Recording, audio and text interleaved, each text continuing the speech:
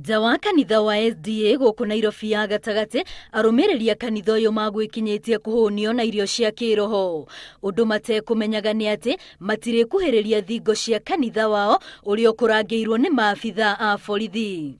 We came and we found that there were orders to lock up the church. Okay? We are a peaceful people.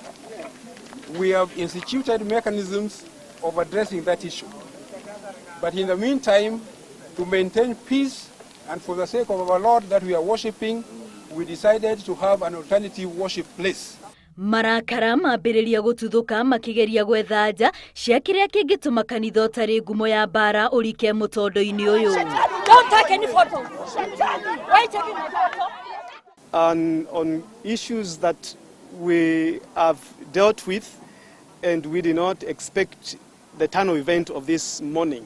Kurerikana njukaniriro kanitha-ini uyu ciambiriirie kurumirira githurano kiria giathararire o mweri-ini wa keri undu uria watumire kugie na njatukano gatagati ga utongoria ona arumiriri. Let's have peace.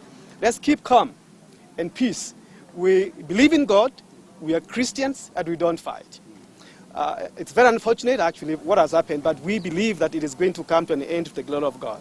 Arumiriri marauga ni undu wikie hati kanitha wao ukinyite handu ha kuhingwo niguo mambe methere kihonia ngucanio ciao. Thina munene uri ati kuri na mwahu umwe urenda maranirie na maiguithanirie no mwahu ungi ukarega. It is a problem which has been aggravated by, I would say, external forces. The entire membership is willing and ready to sit down and dialogue.